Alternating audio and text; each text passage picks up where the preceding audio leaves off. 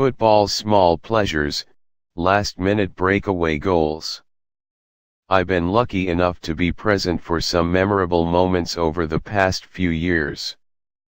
I've seen Huddersfield and Barnsley fans celebrate on the pitch together as their 2-2 draw on the last day of the 2012-13 season saved both clubs from relegation. I came unglued with the rest of Deepdale after Graham Alexander come off the bench practically held together with lolly sticks and string to score a free kick in the last of his 956 professional appearances. I accidentally found myself stuck on the pitch as Doncaster Belles celebrated promotion in 2015, I'm the idiot standing clapping on his own around the 2-minute mark. But easily my favorite game is Huddersfield v Fulham on March 21, 2015. The game started with Alex Kaciniklic scoring direct from a corner on 66 seconds, which itself was an absolute joy and something I may well come back to another week. It set the tone perfectly for an absolutely batshit match. The only other time I've seen a team batter another so comprehensively without scoring was Portugal's 0-0 with Austria at last year's Euros, and at least then Cristiano Ronaldo only missed the one penalty. Here, Wells missed two in the space of 10 minutes, the first of which had resulted in the referee sending off the wrong player and having to be corrected by the fourth official. To compound matters for Chris Powell's Huddersfield, who had 68% possession back before David Wagner made that kind of figure fairly routine, opposition keeper Marcus Bettinelli was in absolutely inspired form, keeping out all of Huddersfield's 13 shots on target. They put a further 18 off target, including hitting the woodwork 4 times. You know what happened next.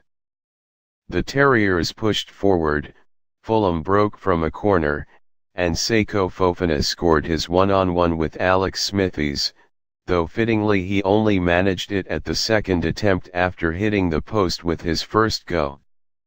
It was the only possible punchline to an utterly ridiculous game.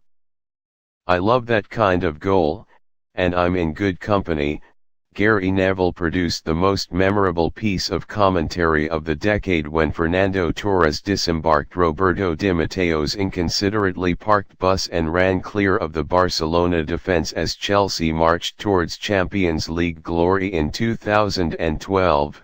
While Soccer Saturday's Johnny Phillips will be forever associated with Watford's last-minute playoff semi-final winner just seconds after Leicester had missed a penalty at the other end.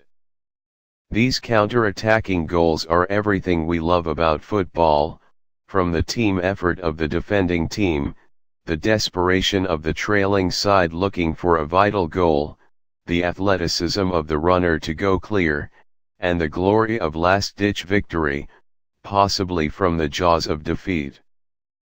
FIFA are currently investigating whether to change the order of spot kicks from ABAB to ABBA, which I can only presume would give Sweden an enormous advantage.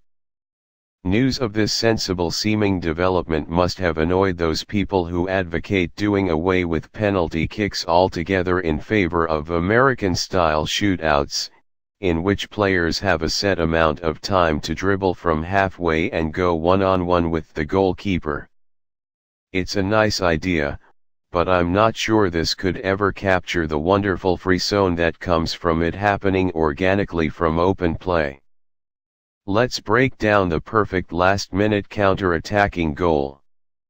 The greatest moment of those breakaways is when the ball is cleared and the crowd realizes their forward will be clear through if he can beat the final flagging opposition outfielder in a foot race.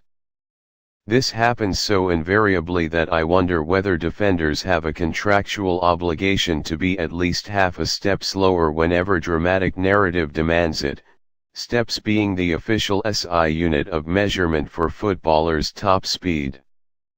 There is something to be said for the goalkeeper having left the goal untended to attack the corner kick in these scenarios, in which case cries of shoot will begin around 60 yards from goal, but for me you can't beat the exquisite tension of the striker having to go through one more boss fight before reaching the promised land, with the commentators rapidly reaching a level of fever pitch rarely found outside the bedroom. Preferably, then the keeper should be hovering impotently around the penalty spot, not really sure whether to come out for a slide tackle and risk getting chipped or stand their ground and be rounded.